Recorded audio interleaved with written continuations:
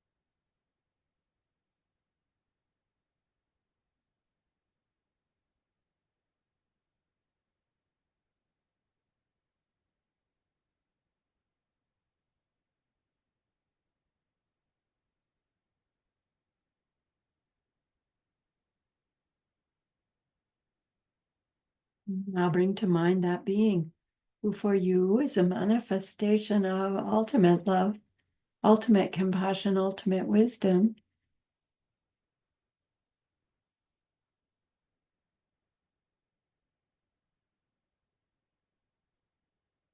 And see them here with you.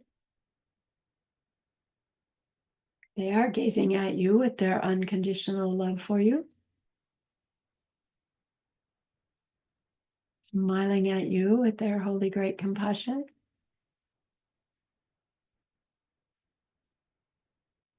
Their wisdom radiating from them. That beautiful golden glow encompassing you in its light.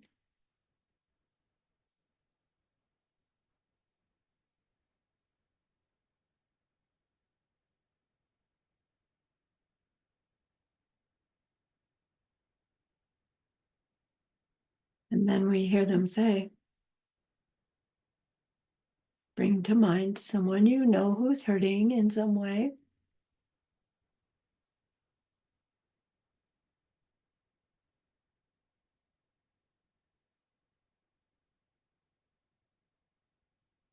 Feel how much you would like to be able to help them.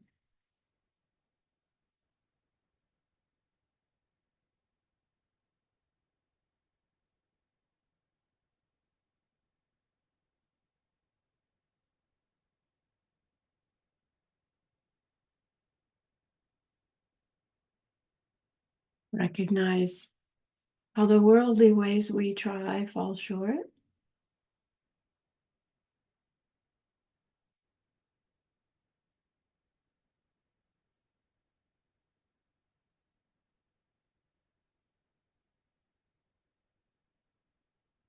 How wonderful it will be when we can also help them in some deep and ultimate way, a way through which they will go on to stop their distress forever.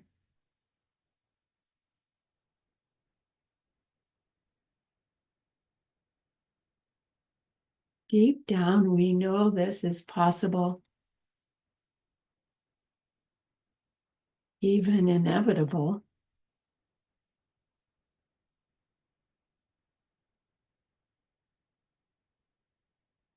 Deep down, we know this is what we're meant to do, meant to be.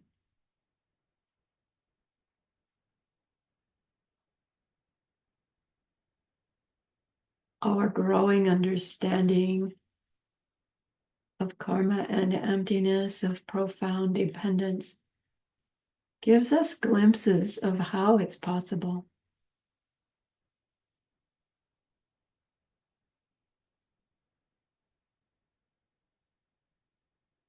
And so I invite you to grow that wish into a longing.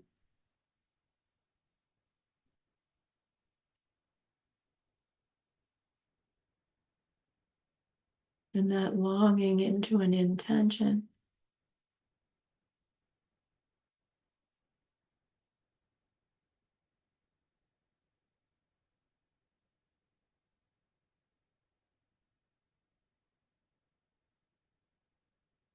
And thinking of karma and emptiness, grow that intention into a determination.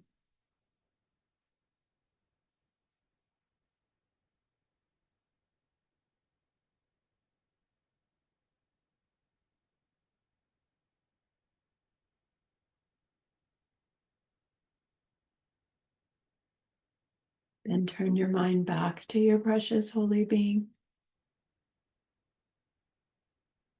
We know that they know what we need to know, what we need to learn yet, what we need to do yet to become one who can help this other in this deep and ultimate way. And so we ask them, please, please teach us that.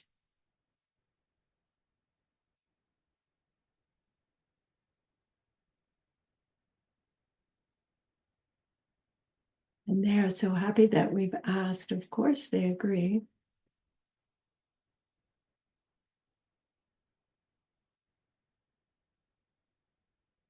Our gratitude arises. We want to offer them something exquisite.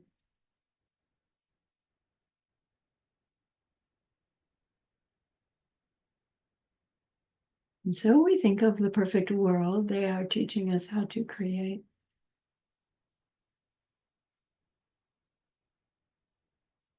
We imagine we can hold it in our hands. And we offer it to them, following it with our promise to practice what they teach us, using our refuge prayer to make our promise.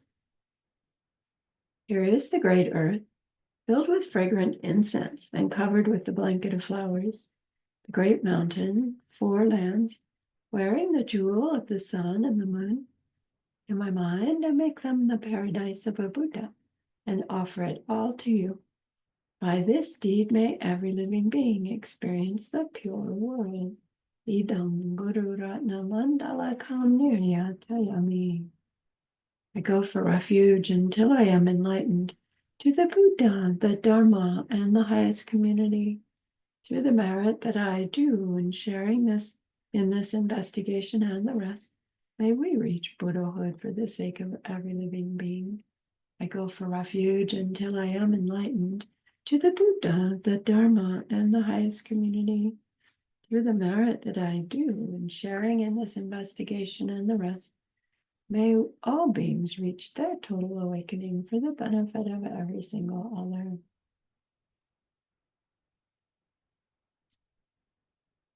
Did I miss one? I go for refuge until I am enlightened in the Buddha, the Dharma, and the highest community. Through the merit that I do in sharing in this investigation and the rest, may we reach Buddhahood for the sake of every living being. A glimpse into my mindfulness. All right. What do I do That happens next? at Deer Park too, that when they start, Does it? they don't do three and then everyone reminds them.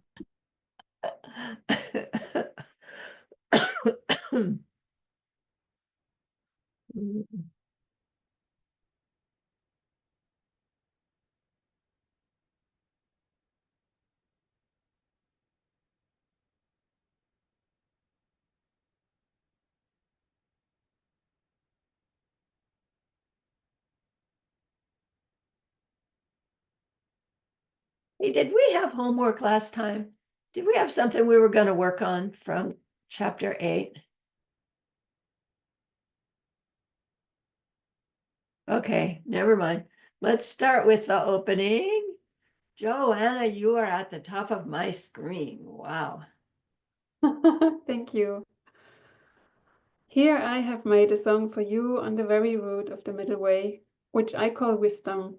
In the language of India, this text is called Prajna Nama Mula Madhyamaka Karika. In the language of Tibet, it is known as Uma Tsawait Sikler Jepa Sharab. In English, we call it wisdom, a song on the root of the middle way. I bow down to Manjushri, the glorious, gentle voice in his skies as a teenage boy. Thank you. Janet, you're next. 1.1. I bow down to the highest of teachers, to the fully enlightened one who teaches us to reach that peace where our fantasies about how things exist are put to a final rest. Thank you.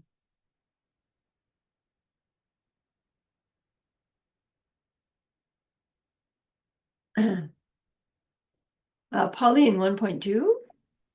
Sure, teacher. I bow to the one who taught us that things happen in dependence. Nothing ends and nothing begins.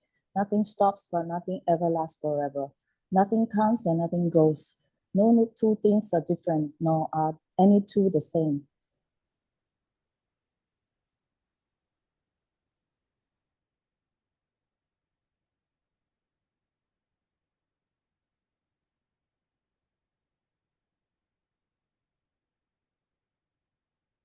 Elsie, 1.3, please.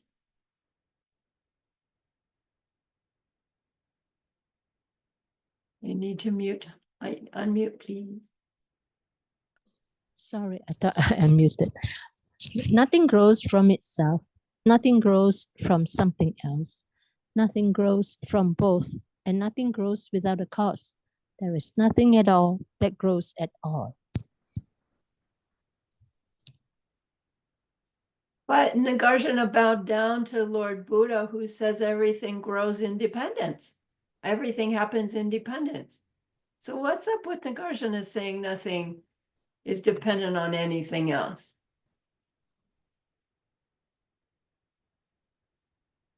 I would assume that he just thinks we're thinking of the wrong causes as the dependent origination for our reality.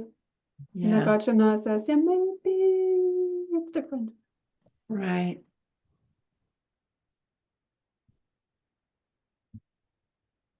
So chapter 1's about the different kinds of causes that humans think make cause and effect relationships. Humans believe everything exists in dependence on something else, right?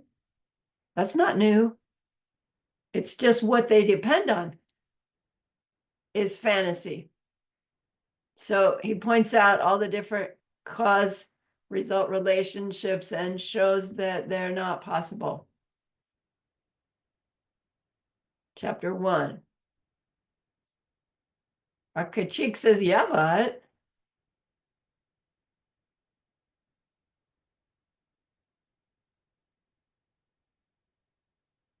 if nothing causes anything else and nothing is a result of anything else, how is it that I do things? How is it that I go places? How is it like I do things?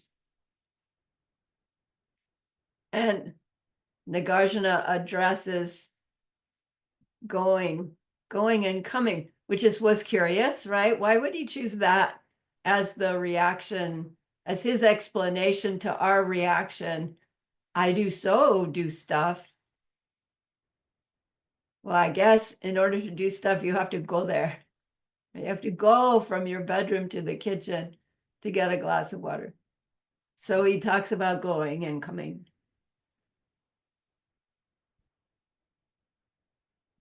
And points out, that what we think we're doing when we're walking can't really be happening, right? Did you try it on for size? Did you go walk somewhere and check out?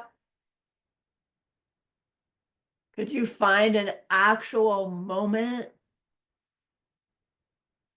when you moved from one spot to the next, the actual moment your foot touched the ground.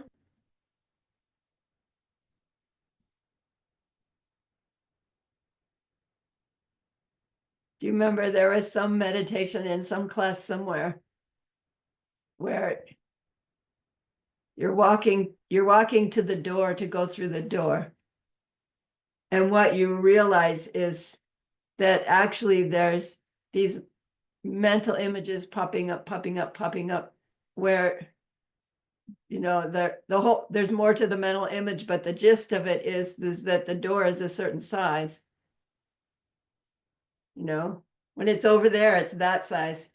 And then at your experience of moving towards it is really these mental images of the door getting bigger and closer.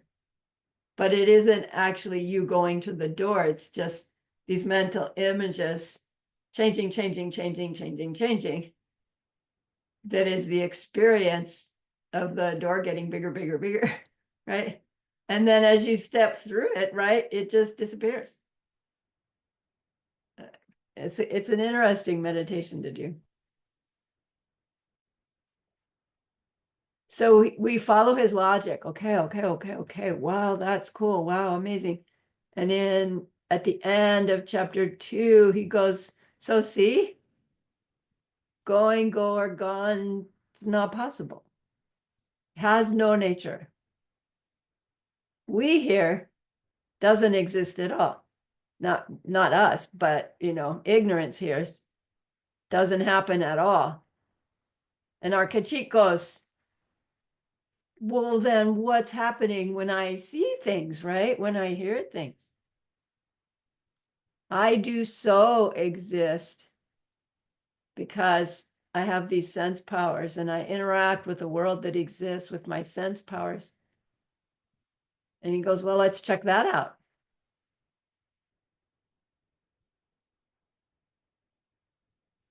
He did it with seeing.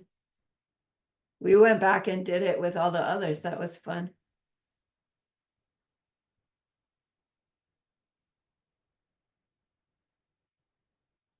And in the end, he points out that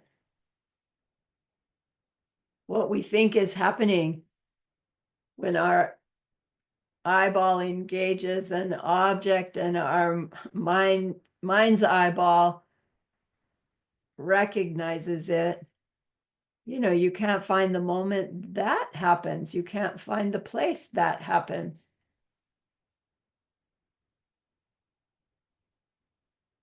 So that has no nature either. The seer seeing something. And we were following along going, wow. But then our yeah, but goes, wait, yeah, but I have this body. No, I am a me, a mind and a body. I have my 5 heaps, right? Buddha said I am made up of 5 heaps. So Arya Nagarjuna says, okay, let's check that out. Your heap of form. How does a heap of form get identified? Distinct, right? Taken in by.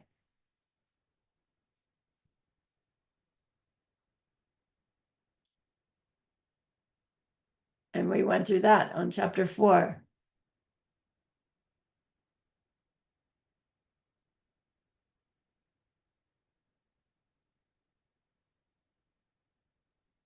Our heaps called results or causes. And then we did the same with feeling, discrimination, all the other factors, and the mind. So when we come to the conclusion, there are no me and heaps. Is that the conclusion he wants us to get to? Oh, so there's no me and my heaps.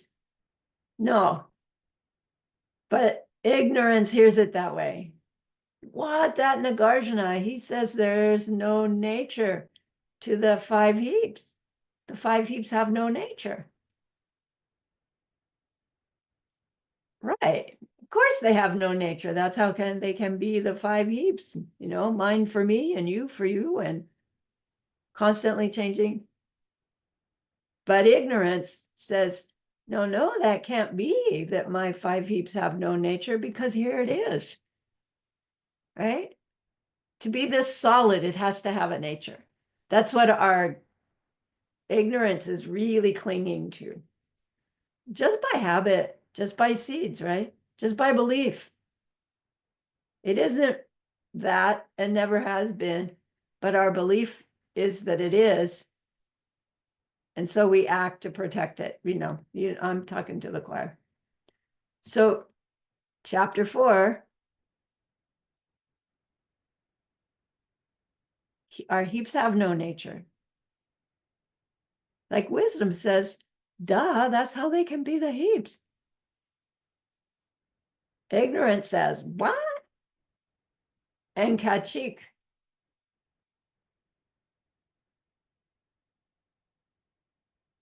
digs in our heels. I am so a person. Because Kachik has heard chapter 4 saying, if there's no parts to a person, there can't be any person. And that's ridiculous because here I am. I have my elements. I'm made up of my elements. I do so have a heap of form because it's made up of elements. And Arya Nagarjuna says, well, okay, let's check out the elements. And he used space, which was skillful because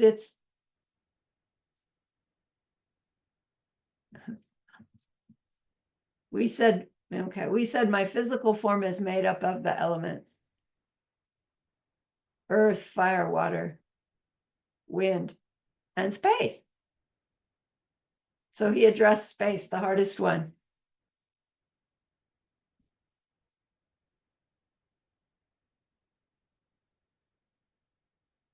And he addresses it by way of how we define it. Not meaning the words of a definition, but meaning how do we recognize it? And to recognize something, it has to have certain qualities. And when we see those qualities, certain qualities all together in one place, that defines something. So then he looks at whether something can have qualities or not. Whether those qualities actually are defining characteristics of the thing. Right? Chapter 5.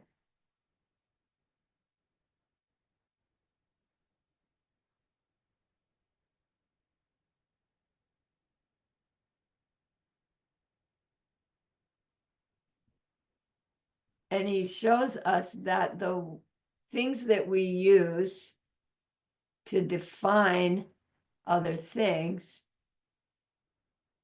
can't be what defines those things.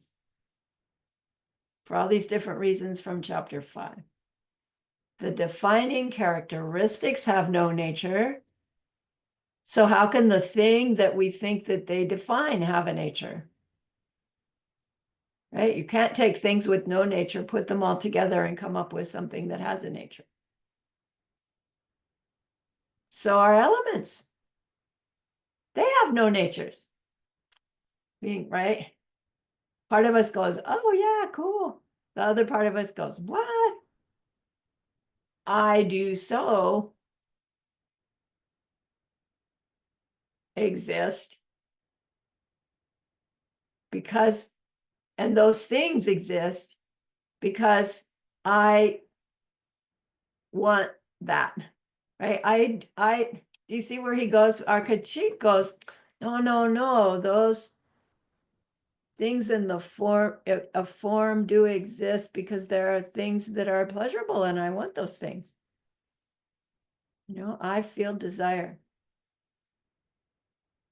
I exist because I do things. I do things because I want things. So Nagarjuna says, well, let's look at that wanting things. the desire for things. You know, what comes first, the wanting, the thing? Yeah, what's that relationship?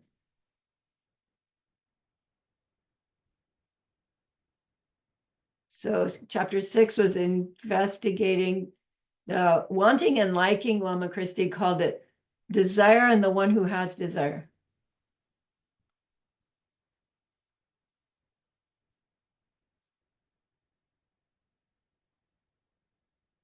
Does the thing cause the desire? Or does the desire cause the thing? What comes first? Where do they touch? In chapter 6.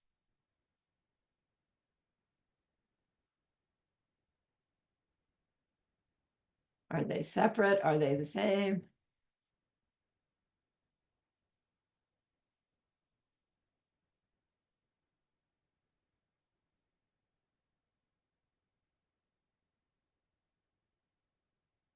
We follow his argument. We come to the conclusion, oh, I see. I think I see. The known nature of desire, desiring, and desired, the object desired. But then our critique goes, well, if I have no nature and the things I desire have no nature, then, it's like, nothing matters. Nothing exists, nothing would matter. And our critique number 7, I do so have my own nature because I do stuff. That was our chapter 2. I do so exist because I do stuff. We're back to that again. And so he looks at produced things. How is it that we do stuff? How is it that stuff gets made? How is it that anything gets made? To be a made thing, a produced thing, has to have those 3 characteristics. What 3 characteristics? Starting, stopping, staying. So he says, let's check that out. Pick any one you want. Let's start with starting, shall we? And investigate, where does the start of the produced thing happen? When does it happen? Does it happen? It must. But it can't.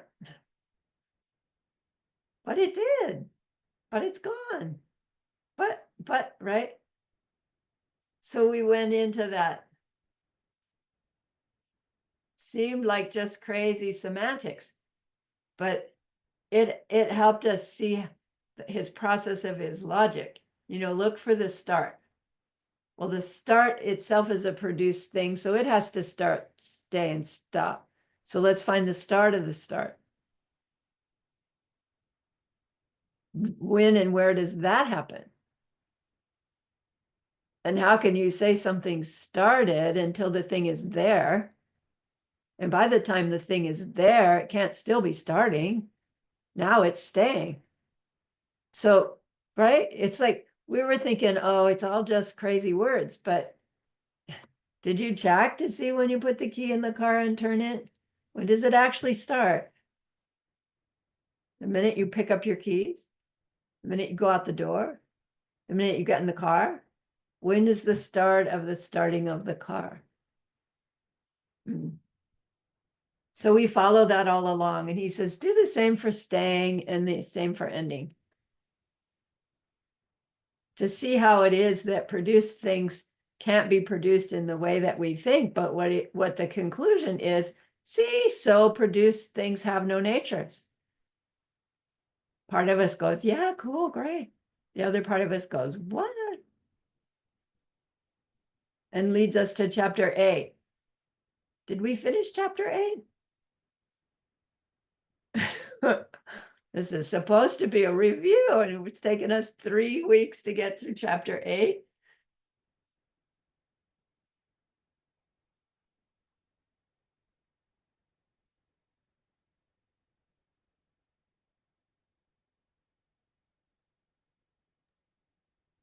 And chapter 7 goes on forever.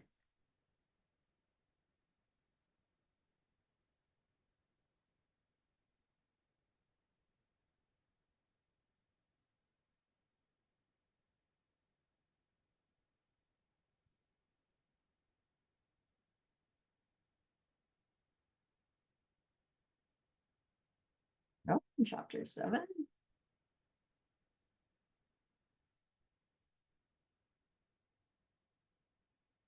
There it is. Produced things could never exist because they can't ever start, stay, or stop.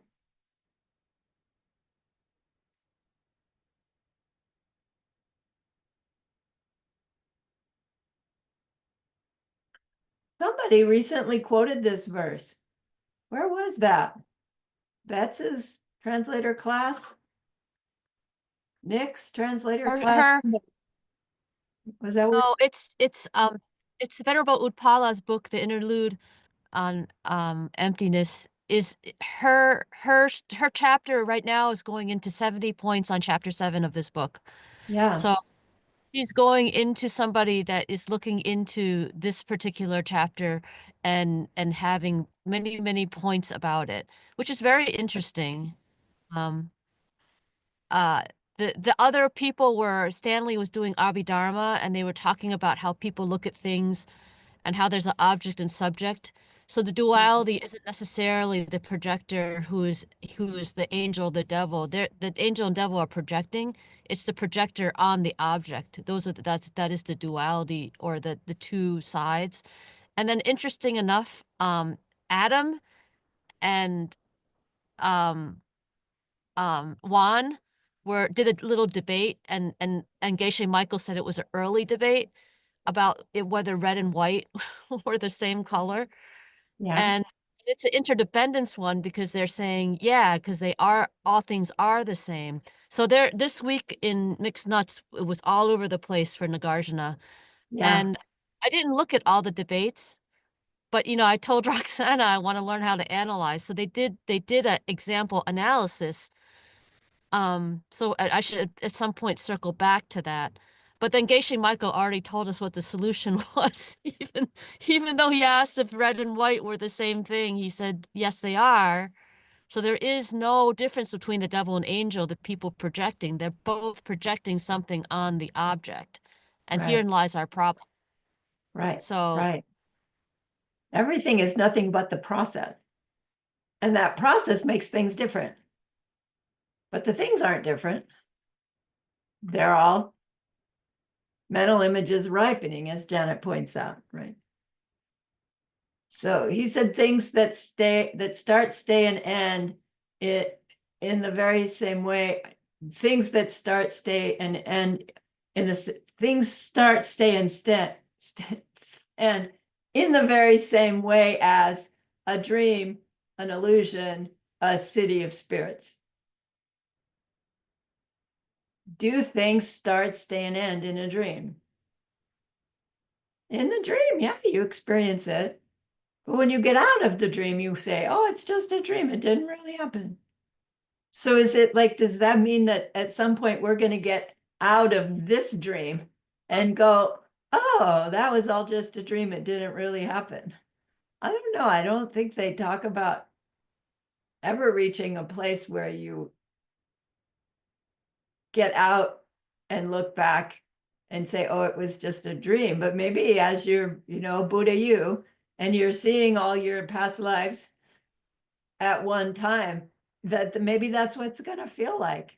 It's like, wow, that sure seemed real when I was in it, but it was all this big, long dream.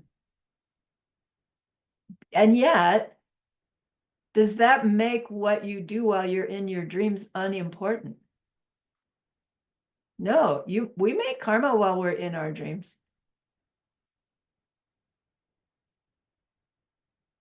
So just to say things are like a dream doesn't mean, oh, it doesn't matter, but you can see how our mind could go there. Oh, well, if it's all a dream, who cares? Yes, Roxana. Thank you. It was interesting. Last week I was translating the last class of ACI 16. Earl was teaching it, and I was asked to please help out. So he was going by, of course, ACI 16s are the first 5 ACIs, right? Mm-hmm. And he was talking about Maitreya's 6 steps on grasping to the self. Mm-hmm. And it was nice to remember it again. Yeah. and to identify how we continue grasping to that self in so many different ways. Mhm. So may I read them, the 6 steps, so I can make my point? Certainly.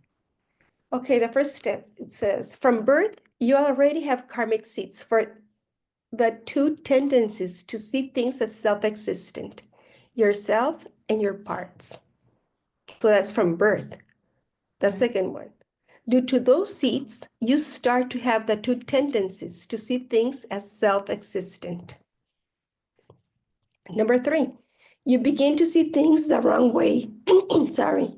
Some things appear attractive and others appear undesirable from their own side. Number 4, based on your misperceptions, you begin to feel ignorant liking or ignorant or disliking of these objects. Number 5, due to the emotions of liking and disliking, you say, or think negative things, which is collecting karma. And the last one, the karma causes you to continue in the circle of suffering life. Right. So I think our Nagarjuna is trying to take us apart. I mean, to guide us in a different direction. Just remember, how is that we grasp to the self in so many different ways, Exactly. right? Exactly. And how we continue doing, and it's really simple. For example, I've noticed it immediately, like Monday, I took a friend to her chemotherapy and we went to this big hospital, and I always wait there, and I like to wait there, and I do some Tonglen to other people, and I try to help in different ways. And suddenly this lady comes over and she sits right next to me, and she just said, oh my God, I was so hungry, but all I had was enough money to buy myself this water bottle. And my reaction immediately was, please let me invite you lunch. Let's go over. Let me invite you lunch. And the lady says, no. You know how that happens, that you're so hungry and suddenly you lose your appetite? That's how I'm right now. But I insisted in going and sitting with her and buying her something to eat. And she goes, no, it was like 3 o'clock. And she goes, by 9 o'clock, my daughter will deposit some money and I'll have. I said, it's too long from 3 o'clock to 9 o'clock. And I said, well, if she's going to deposit, please let me deposit money into your card. Do you have the card with you? Let me just deposit money. And she said, no. But I could have given her money, Lama, and I didn't. I had money. And you know why I didn't give her money? Because all Right. I had was big money bills, Mhm. the highest amount of bills that Mario had just given me. Yeah. And I felt so bad. I went over and I looked at her to look for her, and I couldn't find her anymore. Interesting. But I grasped to the money. I don't need the money as Yeah. much as she needed to eat. Mhm. I felt so bad, so lousy. Yeah, that's too bad. Although your effort, your trying is actually more important than the immediate result, right? So if we like break that all down, and you've probably already done this, but like for an exercise for Yeah. the group, an opportunity to to to be in perfection of giving material things for someone, the opportunity is there. The woman had said, I was so hungry, and now I have a bottle of water, and yet she brought the opportunity up. You had the feeling, I want to take you to lunch, right? You make the offering. She says no, right? So you've planted seeds for generosity and ripened seeds for rejected acceptance. So your heart insists, right? You go through these different shenanigans for different ways that you could give to her. And you keep getting the block to the generosity. You've planted seeds for generosity because of your intention to give. you've ripened seeds of times when, right? We had said, oh, no, no. For whatever reason, we do that. We've also replanted seeds for that kind of reaction, which is probably what the take home would be, right? For all of us, would be, okay, next time someone offers to me, and my natural my natural reaction for whatever reason is, oh, no, no, maybe I should say, oh, thank you very much. Right? Not necessarily, but maybe because of that experience of I tried. And then you're pointing out that you noticed a limit to your generosity.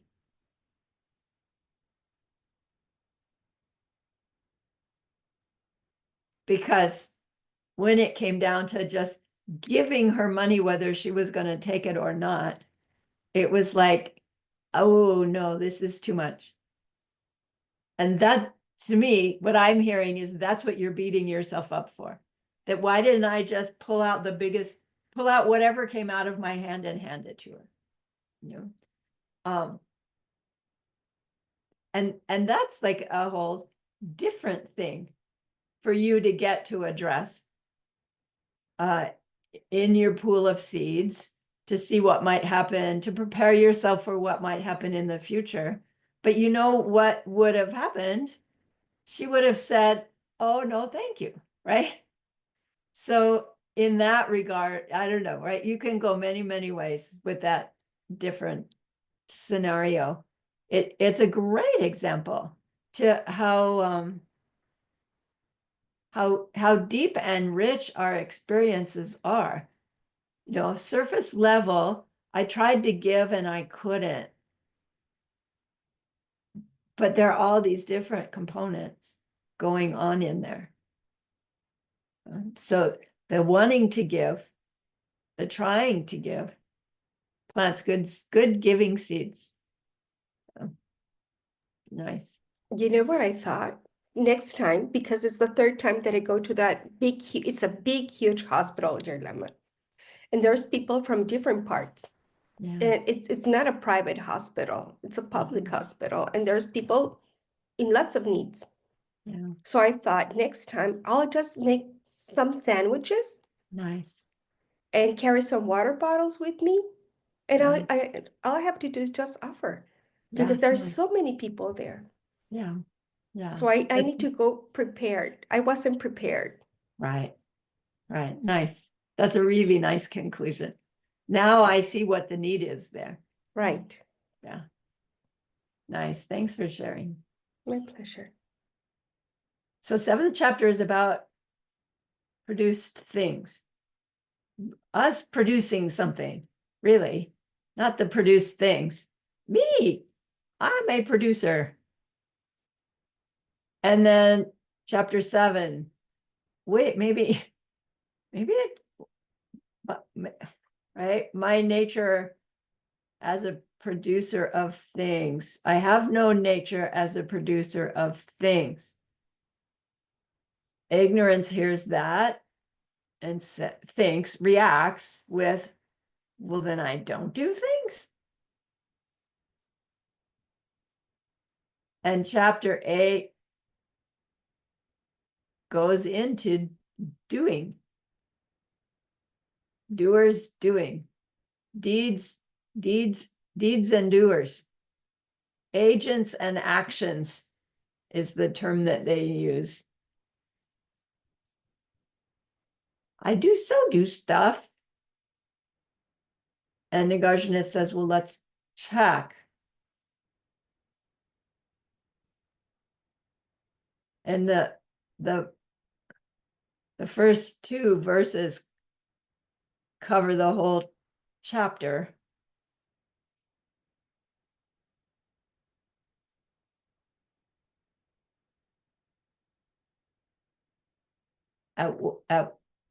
I do things. I do start my car.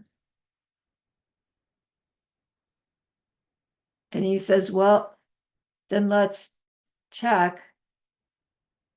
when does the doer become the doer? And when does the deed become the deed being done? Because if I have a nature of being a car starter,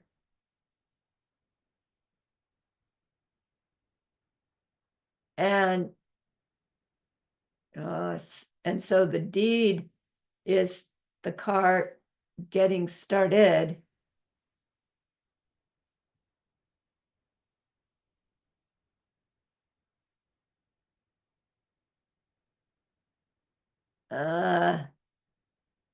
when does that happen? Where does that happen? So I'm not the car starter until the car is starting, am I? But even as I hear myself say that, I'm thinking, there's a me who's not a car starter, who then becomes a car starter. And that there's a car that's not started, that becomes a car that is being started. And so there's already a me, and there's already a car. And then something happens between the two of us existing things that makes a third thing, right? That's different than the two.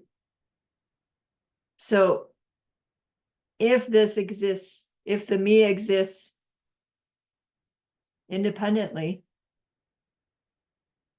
and the car exists independently, ignorance says that's why they can come together and have a moment, right?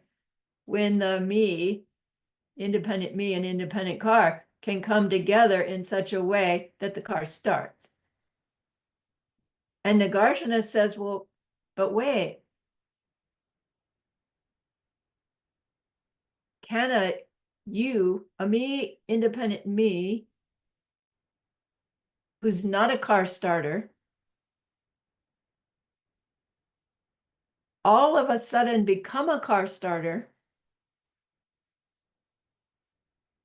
without the car being started? We say no. I have to be starting the car to be a car starter, right?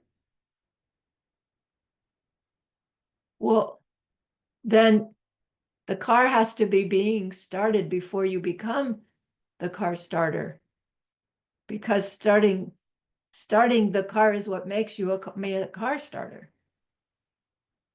No, no, no. Me decides I'm going to go start the car. Well, if there's a me, not a car starter, that can then become a car starter, then that means there's a me that's not an elephant trainer, and a me that's not a corn farmer, and there's a me that's not a, cooking pancaker. Which me are you? If you are the not a car starter when the car's not starting, because there are all these other things you're not doing too. And we go, that's ridiculous. I'm just me. And then I decide to start the car. But do you see what he's trying to get at? That the agent and the action can't be these two interdependent things that come together. And yet we experience starting cars doing stuff. So when we check out what goes on to make us be the doer of an action, and we really check it out, we realize that the me starting the car can't have the nature I thought I had, which is a separate independent me that decides to start the car and then can go do it. Does that mean that there's no me that ever starts cars? No, I do it. Something else must be going on. When you look at it from the act, we already said we can't find the start of the starting, etc. We already did that. But this is just me doing it. And which depends, in this dependence thing, Lord Buddha taught everything exists in dependence. Right. Me car starter depends upon me starting the car. But me starting the car depends upon me being a car starter. How do they come together? Yes, Elsie.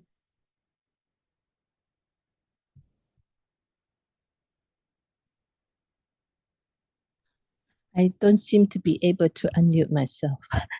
Okay, I mean, it just struck me that me being the car starter is a potential of mine.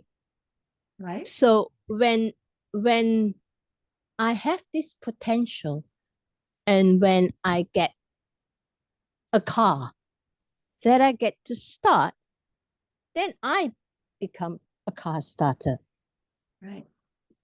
So the potential in us becoming anything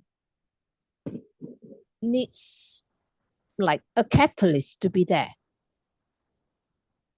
Or no, I'm looking at it from the other side now. So I have the potential to be anything that I set my mind to, or anything that can exist in this world when the right circumstances come into play. That's when I become a car starter, when I see the car, when I feel compassionate, when I see somebody who's hungry, or I enjoy the triple berry pie when I see the triple berry pie. So I look at it as we are full of potentials that will ripen when the circumstances are there. I don't know whether I got this right or not. Yeah, so the words I hear you say, that I hear my own mind interpreting,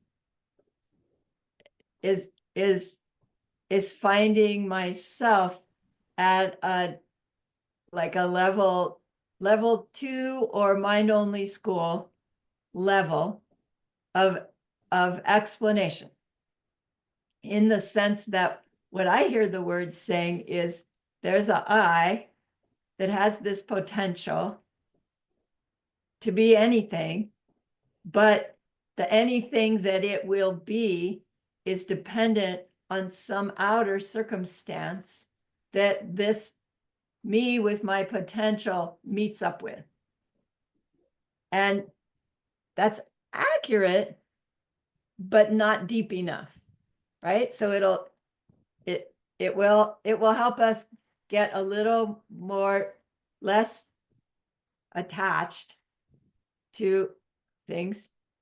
And as you continue to explain that to yourself, you would want to check out this thing I'm calling my potential and the me that has it, right? Is it a quality of me? Or is that potential the actual nature of what I call me and my parts? Right? That's a big leap to go from me with my potential, which is our emptiness, right? To the me being something that is inside the potential, as opposed to a me with a potential. There's potential, and it shape shifts into me and my parts, me as me starting car, as situation of compassion that arises compassion, right? The potentiality of existence is happening, not meaning that there's one big potentiality, but meaning for every appearance, there is the potentiality, the emptiness of the three spheres within that appearance, right? You're like, we're trying to take what your explanation was and go down or up in the schools, however you want to think of that, to sort it out even better. There aren't outer circumstances that make me come out of my potentiality into a car starter. The car being there to start is part of my potentiality. It's part of my parts. Me and my parts means me and my experiences. Yes, my experiences, I have hands, I have emotions, those parts. But so is my computer part of my parts. You guys are part of my parts. Me and my world, right? Is me and my parts. And there's the emptiness of the three spheres of every moment. And all of that is, for me, is coming out of, is shape shifting the, right? The dependent origination called me and my parts. And you have you and your parts going on at the same time. And we like our me and our me's and my parts are like this for all of us. It's not like there's a big blank and poof, out we come. There's the constant appearance and emptiness, shape-shifting, and each one of us brings a unique version of all of it, right? Your whole world is unique to you. My whole world is unique to me. And together, right? We have 7 worlds unique to each of us, but the us that's in it is right in it. We're not separate from us, from that world. We are that world. And so our worlds do this beautiful overlap. Like, I wish I could make a video and really be able to, I don't know, because I just can't say it in words. Thank you, Lama. Nagarjuna is helping us get there. We're all getting there. Each time each of us tries to explain something, it's like, oh, we're getting so close. Yes, Pauline. Teacher, regarding the subject, the car starter and the car that we have, and the interaction, me starting the car, there is this emptiness of the 3 spheres, right? Actually, sometimes regarding this emptiness of the 3 spheres, I get stuck somehow. So I'm trying to clarify, like, how is it like from my side as a subject, the car starter, my emptiness of my side is getting to start the car.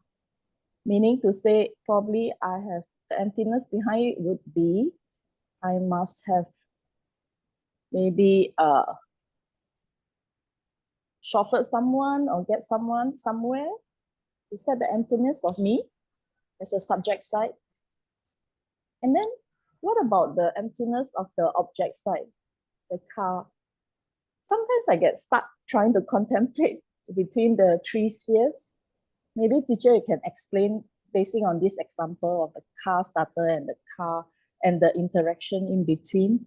How do Yeah. we view the emptiness of the object side The object side. and So- the interaction, the Right, emptiness of the interaction? And I understand there is a fourth emptiness actually, because last time teacher mentioned something, but wasn't the example, it was the example of a gift or something. There is someone, the maybe Yeah. the giver and the receiver and the interaction and the gift itself. I remember teacher said that. Yeah. Right. But maybe teacher can explain about the emptiness of the object side first and the interaction side. Yeah. So there's the me, there's the unstarted car, Mhm. and then there's the starting of the car, the interaction between. Yes. So the emptiness of the car The is object side.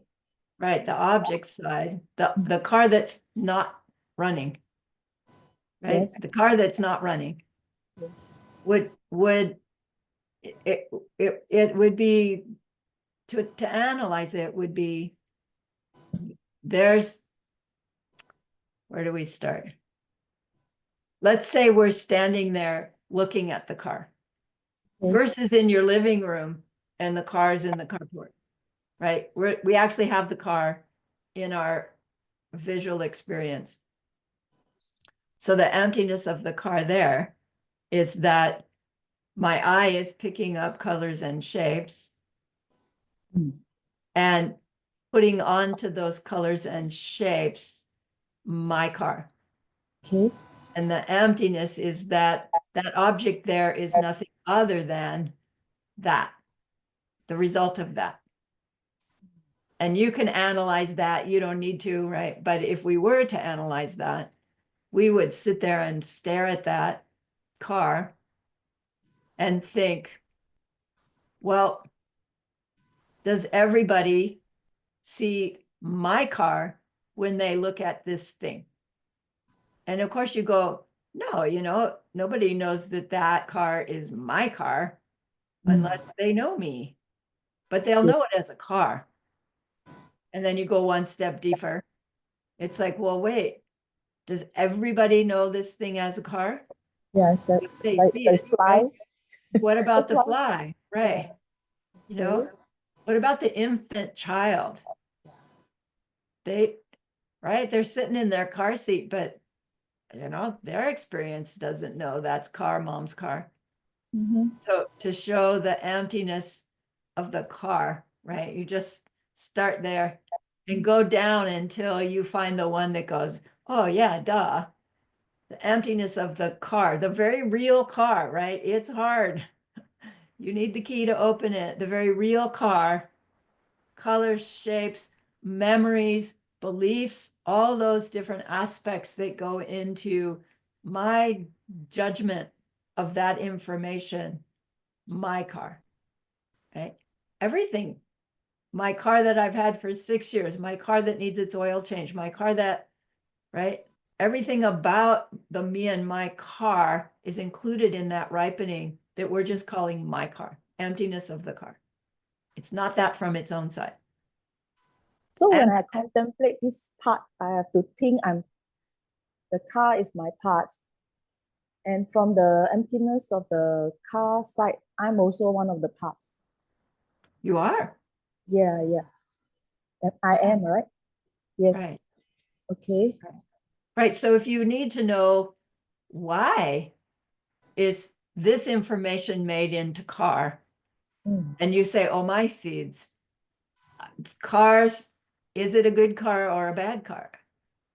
Is it a function, right? Does it function? You can look at what seeds in so many different directions. The bottom line is it's a car that functions to get me someplace. It has to be ripening seeds of some way in which I help people have the tool to get someplace. That's my side, the emptiness of subject, my side. Right. What we did to make the seeds to ripen into that information as my car. Yes. Right. Okay. So that's its dependent origination. Its Yes. emptiness is it's nothing but that. Okay. What about the interaction? Right, the Part starting. Yeah. So the starting, you could investigate it in terms of at what point does putting a key and turning it make the car start? And I see that, like there's nothing about that. So I in the- see this part is the Nagarjuna part. Right. It's a The good starting, right? check The out connection, Nagarjuna part. What right? we learned from Nagarjuna. Right, you can do that. Yes. Yeah. But then when you're looking at for the, well, then why does putting a key in and turning it start the car? What karmic seeds are ripening for that? Hmm. You could start superficially and say, well, I helped other people start cars before. Yes. It's like, well, yeah, but eons ago when I made those seeds, there was no such thing as cars. Well, I was the driver of the ox cart that got the ox going. Come on, ox, let's get going. Right? Oh, yeah, from past lives. Right. Makes Yeah. my turning my key start my This car. life. Helping somebody start to do anything Hmm. would be the seeds for my ability to stick a metal thing To into start a something. turn it and start something. Okay. Okay. And then teacher, what about the fourth one? The fourth emptiness, but not this example, but the one with the giver and the receiver and the interaction between when the receiver passed the gift. No, the giver passed the gift to the receiver, and then the fourth emptiness is the gift. The What gift about is this? What about this example? yeah. So Is there any the fourth emptiness? right, the fourth emptiness is the emptiness of the gift itself. So suppose you have a friend and you want to take them something nice and you decide what they would like would be, oh, purple flowers. Okay. So the usual three spheres are the me, the them, and the giving of the flowers, Yes. the interaction between. But you also have the purple flowers. And we see the purple flowers as a gift that's going to make them so happy. And then they see the purple flowers and it's like, I really like white daisies, they think to themselves. I get it. I get it. The emptiness of the gift. Yeah, I The get it from emptiness of my the gift perspective itself. and the receiver's perspective. Right. Okay. Understand. Thanks, teacher. Yeah. Okay, okay. Thank you. Okay. We talked through our break. You want a break? Yes. Okay. Yes, please. I will Thank you, stop teacher. share. I will pause recording. And tomorrow we have to go into a court and be witness for someone Mhm. so he can see his child. He's a good person, but what seats should I mean, I'm gonna be honest, and I'll say that I've never seen him be rude to anybody, right? Okay. Mhm. And I know on the other hand that the girl's mom, she likes to invent things or take it out of proportion. Mhm. So, what seeds should I burn up or plant to see children enjoying their parents in a world where there's just love and not having to be, divided among themselves? I don't know. It's weird because we got caught on that. Mario and I have always said that we're like the grandparents to many of kids. And we've been there since they were born. And now this situation is arising with this couple. Mhm. So we're just in the middle of it without even being asked. Right, So, right, right. No, so there's a lot of aspects. So your question was, what do I do to see a world where Yes, yes. kids grow Tomorrow, up in loving families? yes, tomorrow that I go there, what would be my motivation? Like, what seeds should I plant, right? While you're there? Yes. Mm. You know, what comes to mind is that if you end up giving testimony, the way your words carry forth, right? You want your words to have a positive, uplifting impact that will help clarify the circumstance such that the ruling will be to bring the family back together. So your words will need to be carefully chosen to bring together versus be divisive. Right. So you'll want to, for sure, to always say, in my experience, this, right? Okay. In my experience, I saw him behave in this way with his children. I never saw him behave in that way with his children. In my experience, I did see her exaggerate or, right, careful words that are not negative. They'll be directing you, and they'll cut you off if you're trying to, right, say too much. And I think that if your intention and words are careful to say what your experience has been with this intention to bring people together, the Okay. lawyers, Okay. them, that vibe will be in your words. It And actually is. I do want Valentina, the girl, yeah, to be united with her parents. I really do. yeah. So then, like, going in today, do your rejoicings in any time that you saw that little family together having a good time, Okay. getting along. Anytime you saw her and her parents getting along, anytime you were in a situation where it was hard to get along with somebody and you did anyway, anytime you were having to judge two sides and instead of pushing them away, you brought them together. If you can come up with any way that you can Bring it together. rejoice in those seeds so that by the time you get to the courtroom, they're what's bubbling up. Okay. Thank you, dear Lama. Yeah. Thank you. Yeah.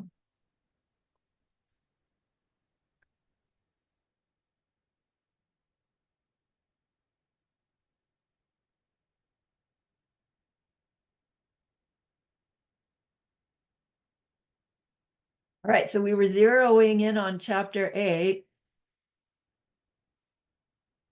doers and deeds.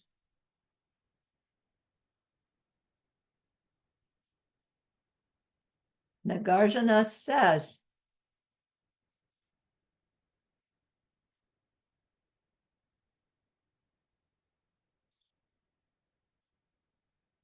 becoming an agent does not imply that something becomes an action. Then again, neither can something which is not an agent perform something which is not an action. There is no act with someone who is that would become an agent that had an action that had no agent. Sounds like Dr. Seuss.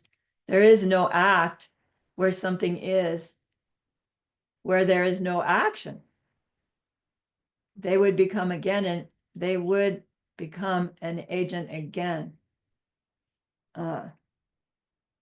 There's no doer without the deed, and there's no deed without the doer. So how does anything get done?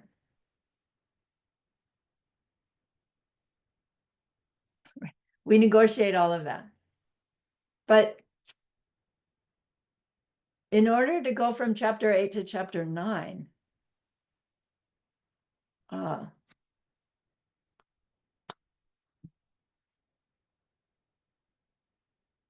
critique is going to dig in our heels and say, I hear you, chapter 8, Mr. Nagarjuna. But what you're saying is that isn't a me that then decides to go start the car. Because I can't start the car until this car is already started. And once it's started, I don't need to start the car. So come on, this whole world we live in, it is like a dream. You know, in a dream, you're in your living room one instant, you're at the beach the next instant, and it's like, doesn't matter that there's no continuity. According to you, Arya Nagarjuna, there is no continuity. If the car needs to start, it'll start. It doesn't need a doer because you can't be the doer because you can't ever, right? And it's like, that doesn't make sense, Arya Nagarjuna. We understand your logic where you're going, but in the real world, there's a me. I decide to go start the car. I pick up the keys, I go to the car. If the battery's there, if there's gas in it, fine, it starts. Sometimes it works and sometimes it doesn't. And that's the way the world works, Nagarjuna. And he does what Roxana is doing.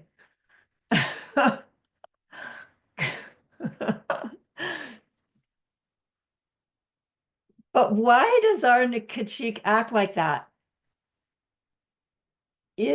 Don't we hold to a me that exists in some way independent of anything going on? Like, be honest. Can you find the you that you think you are that's like there first, there always, like there in some way before anything's happening, right? It's absurd to think about, but get in there and say, my me. If you just say me, is there some kind of independent existence that refers to? Even if you can't quite define exactly what it is. Me. There's a me first.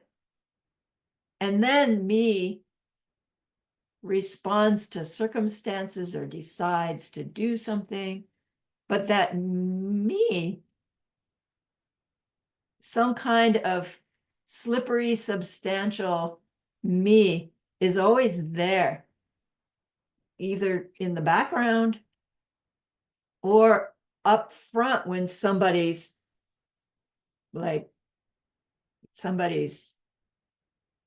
confronting it. So this is the me that chapter 8 is trying to get at.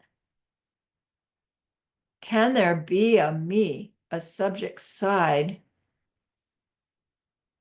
independent of any object and interaction?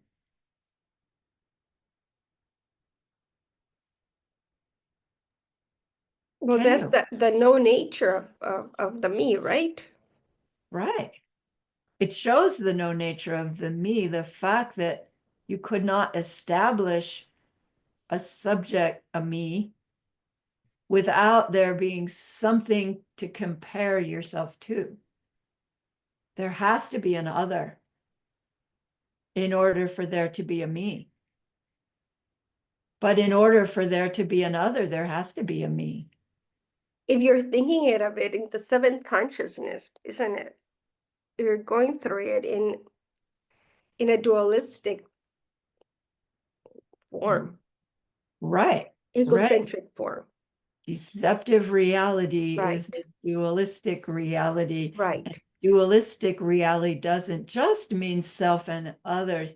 It means self-existent self and others Right. is where the duality goes wrong. It's not that we're not dual. It's that we're not self-existently dual.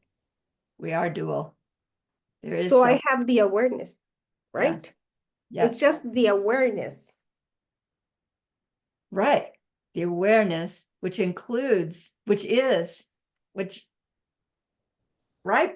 ripples Right. as subject-object interaction between, Yes. and then subject-object interaction between, and then subject-object interaction between. But then we're thinking, well, there's this process that's independently existing, that's making all this happen. And that's right, that's different. That's going to be a different chapter. Right now, chapter 8 is helping us bump up against that we don't identify as this process, the whole process. Right. I mean, I can only Identify hold with the it. subject. Right. I can only hold it for seconds. Exactly. Exactly. Right. He's Just for pointing out seconds. this different identity, Mhm. the identity of this, being this, not subject being that, subject-object interaction, happening. Each chapter gets us a glimpse of that. And then our subject, me, right, who's changing inside all of that goes, Right. no way, I'm me, right? I'm outside that, making it happen. So So until I'm omniscient, Lama, I'll be able, right, to hold it. right, we will be it.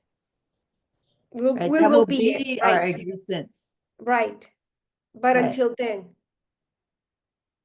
or Yeah, not necessarily. I'm not exactly clear myself whether that requires full-on omniscience or if By 8th level, by 8th level you have this identity, just not the full-on experience yet. I'm not mhm. quite sure. Yeah. So the reason I brought it up is trying to help us see where our see what we're holding to as our subject side, our me, that is the critique. And so chapter 8 is saying the me that does things through which ordinarily we confirm that me,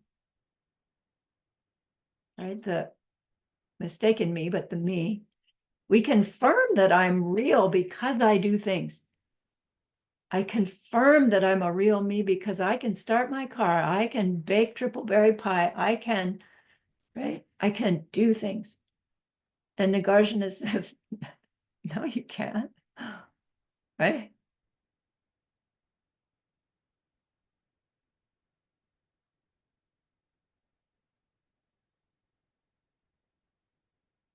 And it helps us glimpse this view that we have that I'm a me before I start my car so that I can start my car. What he's helping us try to glimpse is like, no, there's always a me, but there's always a me and a other and an interaction between, even when you're all by yourself. There's the me and the floor that I'm walking on. There's the me in the sky and the air that I'm breathing. There's the me in my bed. There's the me in the, right? And it's never stopped. There's never a me first that then engages with the object and the interaction between. There's the happening. There's the being. And this chapter 8 is helping us to glimpse that. But the words we use is me starting my car. But hyphenate it. Like it's all one thing happening. It's all mental image shape-shifting is the words. But we hear that, I don't know, I still hear that word mental image and I'm back into the, well, then it's not real, you know? when mental images are real, that's the only thing that's ever been real is mental image. So hard. Yes, Janet.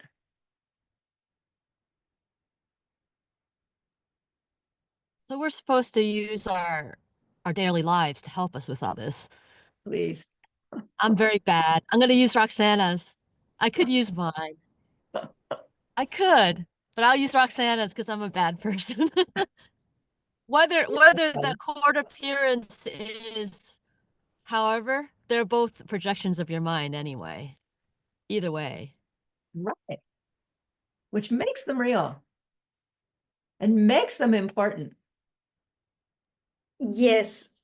And you want to plant the seeds for the outcome to be positive.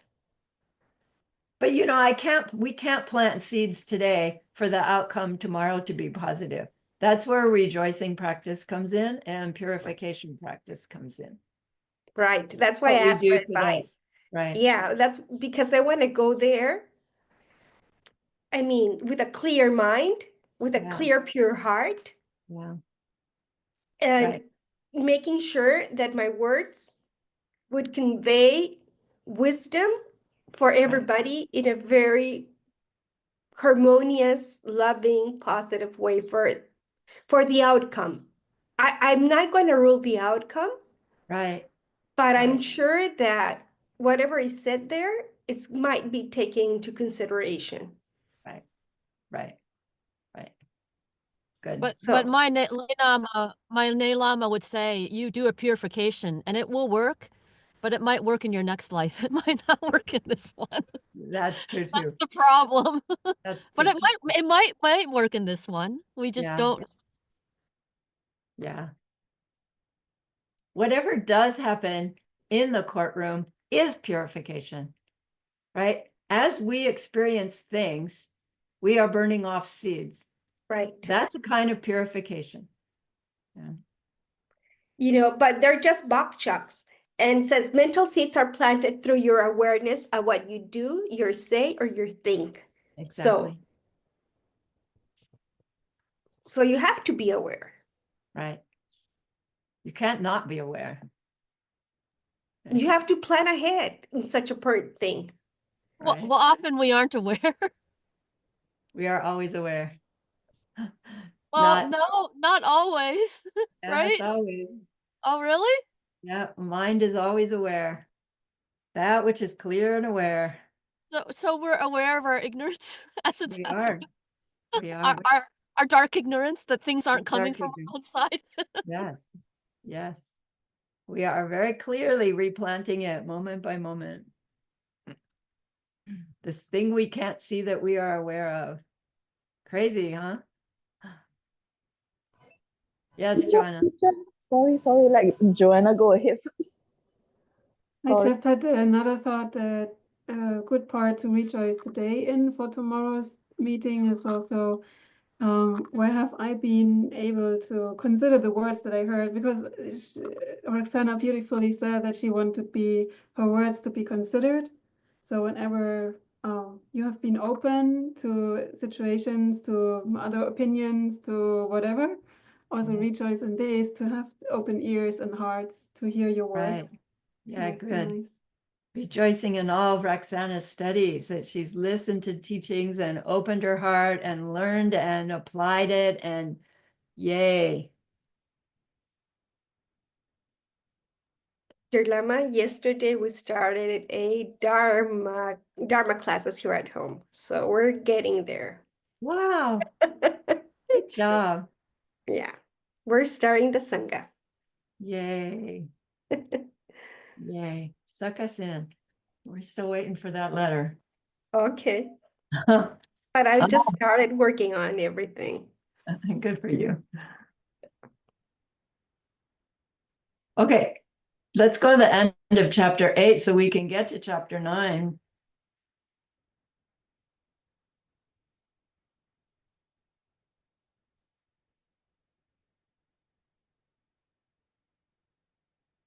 Go back, go back, go back.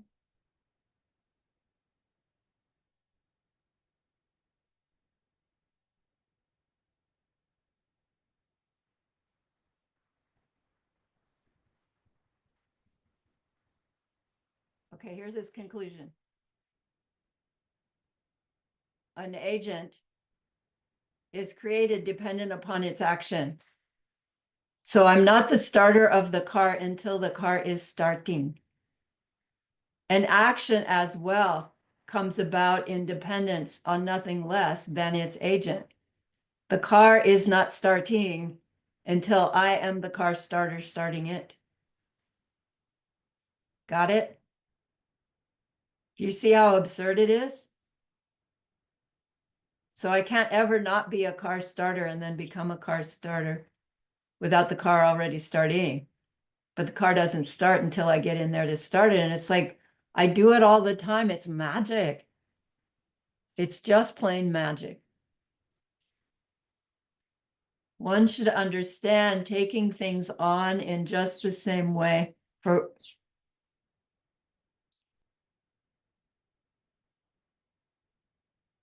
one should understand taking things on in just the same way, for we have dispelled actions and agents.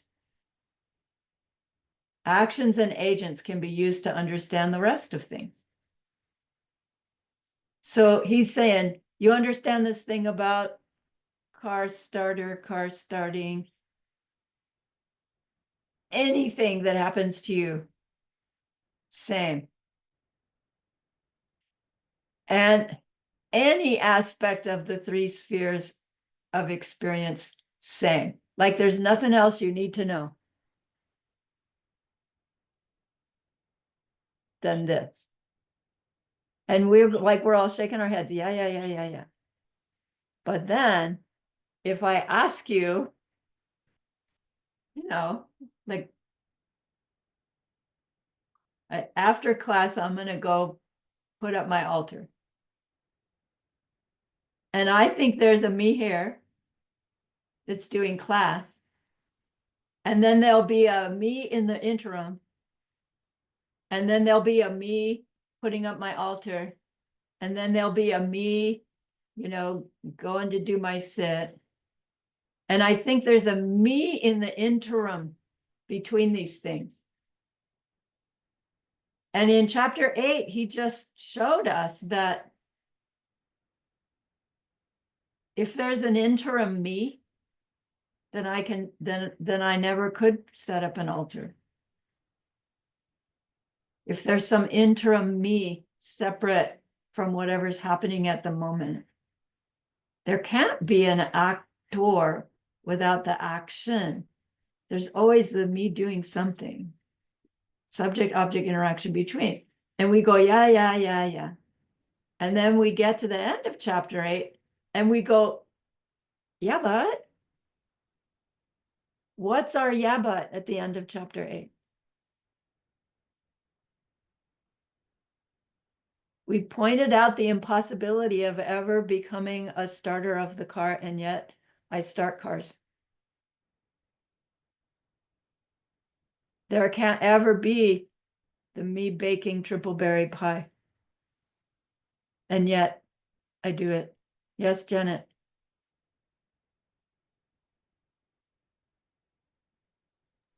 Master Chandra Kirti, Entering the Middle Way, is about the two books, the 10 Bhumis and this book. And there's this kind of theme that it's all about, this is all about code for our enlightenment, the going and this is the path, the doer. Mm-hmm. And there's this argument that the path is not linear, like this 8th Bhumi, that we go in spurts, and we do practice emptiness even when we're in joy. And Geshe Michael's alluded to this, like if you go to a funeral, someone dies, you don't get pleasure, you don't get the ignorant pleasures anymore. You don't experience things the way your seeds do it temporarily. So we already have experienced emptiness directly, and in some ways we're trying to control it better. So the argument here is the path is not linear. It's not, and therefore it's not a path. It's path language, but it's not linear. Right. So I don't know what to think about that, because then the implication is that we're already all Buddhas. We just Good don't call implication. ourselves. Good implication. So you can all just quit pretending you're suffering right now. Thank you very much. We can all just go have picnics and go to the beach and just, I don't know, what's your Buddha paradise going to be like? You can all come over to my Buddha paradise. You guys are All right. We'll go Please visit come. Roxanne. Yes, please. Let's have lunch here today. Right. I'll bring mine to you. Okay, Here. that would be We'll amazing. share our Buddha paradises. I think we do need Because language to convey the meanings, definitely.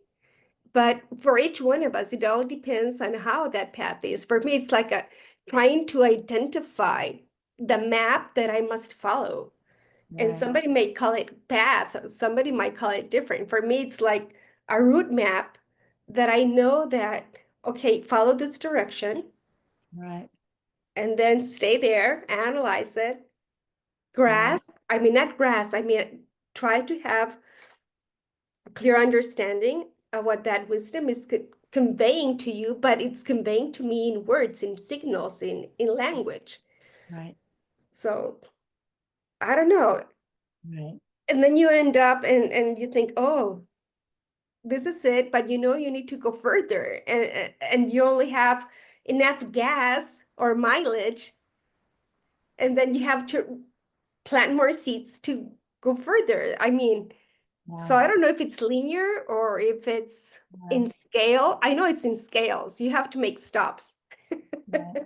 Scales, that's good. You know, remember too that the path, the word path means the realizations that we get. And in that way, it isn't linear. The seeds are going to ripen for certain realizations. And yes, they say one builds on the other, but those are karmic ripenings too. No, so there is a roadmap. And as Janet points out, you don't always, right? Your realizations don't necessarily come at this gas station and that gas station, right? You might suddenly find yourself way over here. Nice. But back to going from chapter 8 to chapter 9. I'm trying to see if we can catch where he's going to go to chapter 9 from this. Like, what does our Kachik insist? Yes, Joanna. Yes, still holding or grasping to a me, and is now wondering. So you always say this, we made a real me. Please stand up. So this, what was the me from the moment before Right, thing? right. Yeah. Chapter 8 really gave us this glimpse of, you know, will the real me stand up? And there's not one. Right. And like, how does that land when I'm trying to hold it right now? There's this like,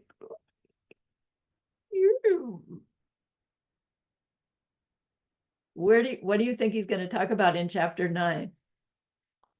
Granted, we've already done it. Can't remember, but is it our parts? No. No, it's already the 5 hips gone. It's already over. Right. Hmm. Something about the me. There's going to be something about the me in chapter 9, right? Because that's Yeah. what chapter 8 just revealed to us. Oh my, oh my, oh my gosh, right?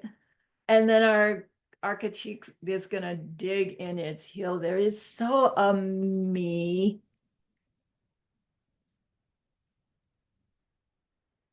I mean, it's kind of about right now. Like if we're building the path to be a Buddha, right? Then we're the me before we become a Buddha right now. So the next chapter is the Exactly. before. So we are the me right now before we become the Buddha. They're talking about us right now. Right, right, right. There is so a me. So he's been sort of talking about my parts all along. And he zeroed us in by chapter 8 for us to see. It's like, no, there's a me there before. There's a me there first. And then I do stuff, and then I plant my seeds, and then my seeds ripen, and right, even our growing wisdom is still holding a me that's doing it, a me that it's all happening to. Chapter 8 gave us a glimpse. Nope, just this. And then we go, no. So Kachik must have said, no, Nagarjuna, there's a me here first, and then I do stuff. There's a me here first, and then stuff happens to me.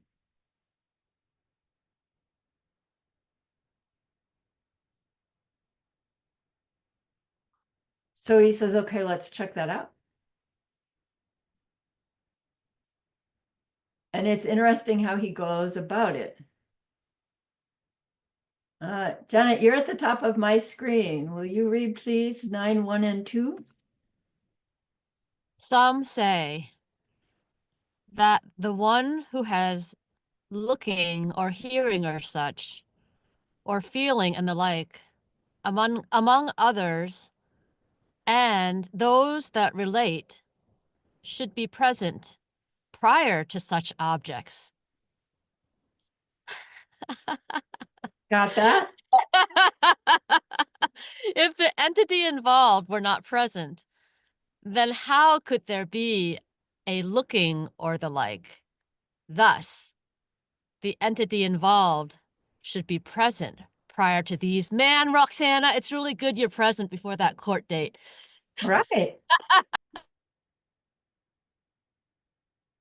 I have to be there for hearing and feeling and seeing and starting cars and helping my friend. I have to be there already. Mr. Nagarjuna, no doer, no deed, no agent. Come on.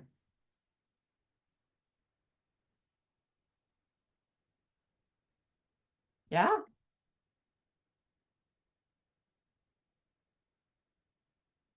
Pauline. Yes, teacher. I have to be around to be your student. You have to be here already to be able to read us 9.3. Thank Yes. Okay, my turn. Okay. For what reason would we call what we do an entity involved which were present prior to any looking or hearing or such, or any feeling and the like?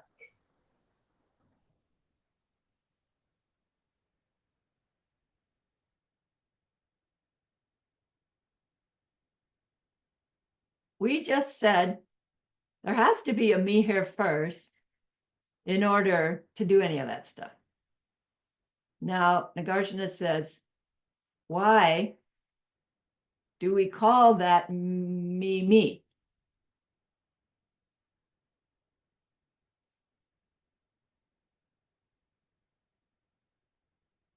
Funny question.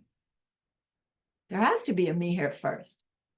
He doesn't say, how can it be there first? Where's the first moment? Where do they touch? He goes, why do you call yourself that? A me here first. What do you think he's going to say? What does Kachik say? Well, because I'm me. Of course I'm going to call me me because I am me.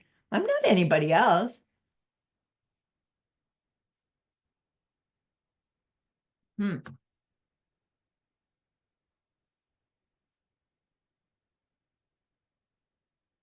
Okay, this whole thing won't fit on the page. Who's up? Elsie, please.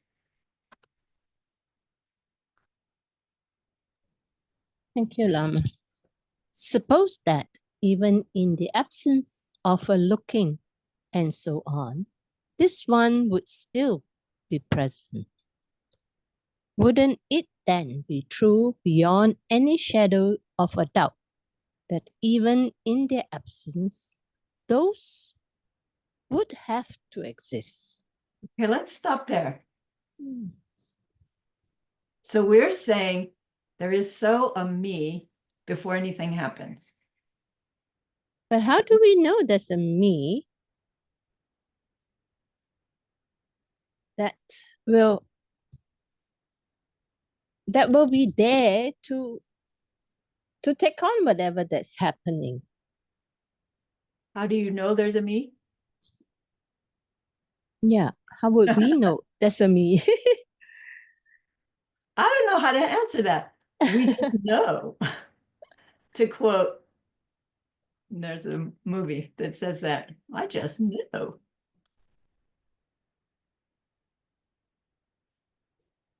What did you just ask? How do we know there's a me? I don't know. Somebody answer that. Pauline, how do you know there's a me?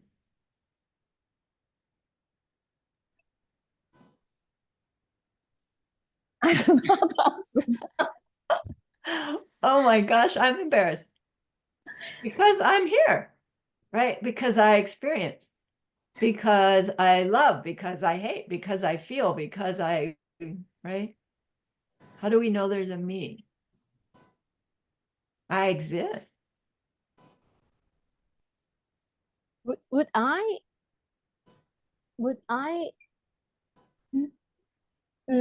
let's see, would I exist on my own if there's nothing happening around me? Right. So I say, yes, there is a me that exists on my own, independent of anything happening to me. And it's just waiting around for something to happen. And then something happens. Right. This is my ignorance speaking.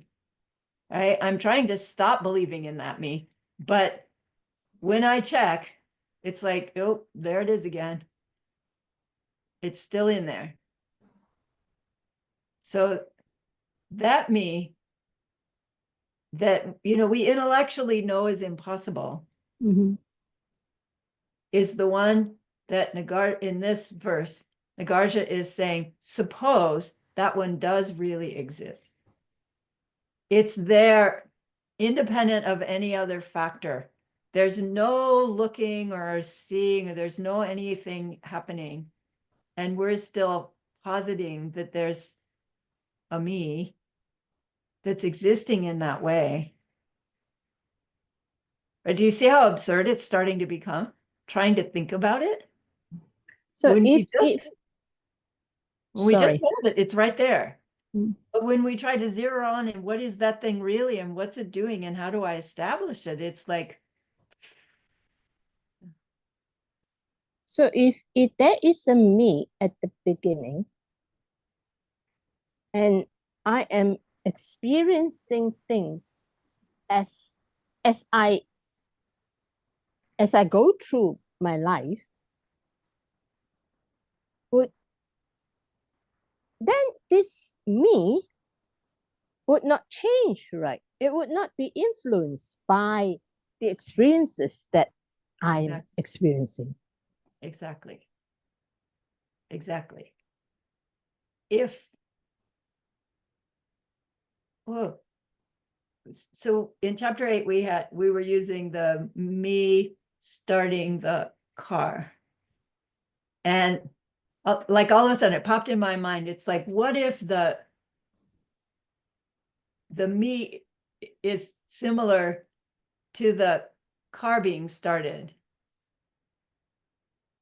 And it's like let's take the position of now being the receiver of a action.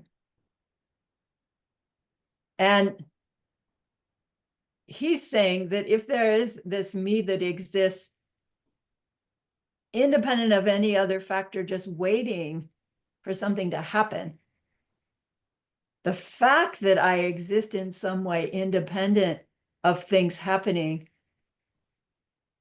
that if I could ever experience those things happening, they would have to always be happening if I exist in that way, or they could never happen if I exist in that way, as Elsie pointed out. Right? If we have this me that exists before anything is experienced, then that me couldn't experience anything or that me would be experiencing every possible thing all the time. You know, and neither one are consistent with experience. So that means the one who's doing the experience can't be consistent with this belief that there's a me that's there independent of any other factor that then experiences those factors. Did that come across? Our words would be, if there's a self-existent me, it could never change. Things could never happen to it. It could never know anything. We couldn't be what we are if we're self-existent. But I don't find that to penetrate deeply enough, because I think there's a part of me that really doesn't believe I'm self-existent, because I know I depend on many other factors. And at the same time, I believe that there's a me that depends on many other factors. And do you see where I go wrong? It's the depending on many other factors happening subject side. But we can't talk like that and make any sense to anybody. So he's saying, Kachika said there is so a me here first that then does things. So now he's kind of saying, so let's find that me that there is there first that then does things, or that then things happen too. And the first thing he says is, suppose there is such a thing, such a me. Then if there is such a me and it can look, it has to always be looking. In which case it's not there before the looking to be looking, because it's always looking. That's not quite so, you know, logical. Let's go on here, shall we? How are we doing? Oh, no, it's time. Oh, we just got into chapter 9. So here's our homework for the week that we'll all forget to do. Me too.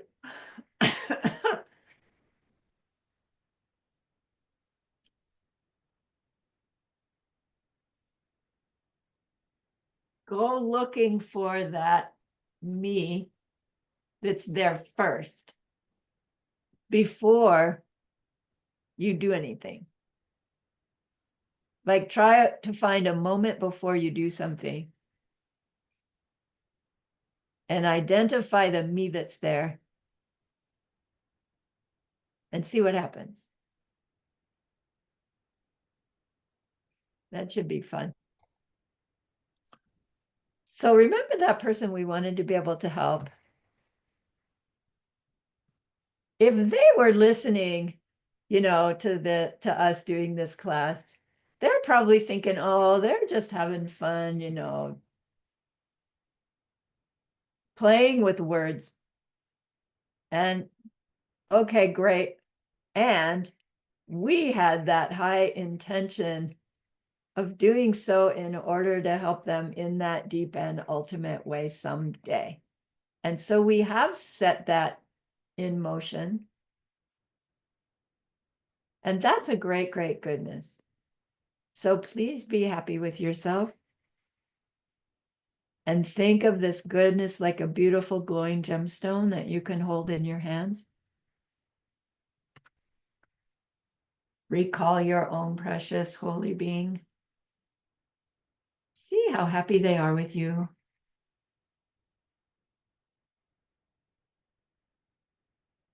Feel your gratitude to them, your reliance upon them.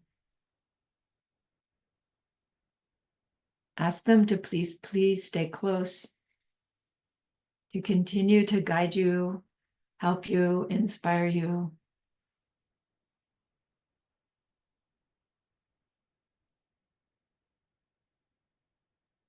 And then offer them this gemstone of goodness. See them accept it and bless it.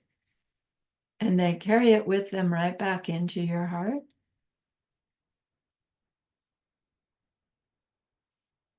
See them there, feel them there.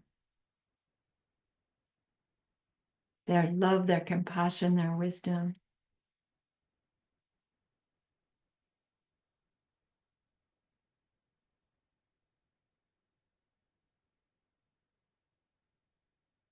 It feels so good. We want to keep it forever.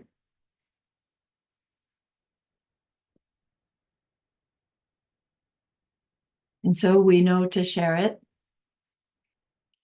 by the power of the goodness that we've just done. May all beings complete the collection of merit and wisdom, and thus gain the two ultimate bodies that merit and wisdom may. So use those 3 long exhales to share this goodness with that one person. To share this goodness with everyone you love. To share this goodness with every existing being. And to share a vision of Roxana and her husband giving their testimony in that courtroom tomorrow in such a way that uplifts and inspires and brings about an outcome from which this small family becomes a source of uplift for their community. And this or something better, right? An outcome for the highest and best of everyone concerned. Our goodness going there. And may it be so.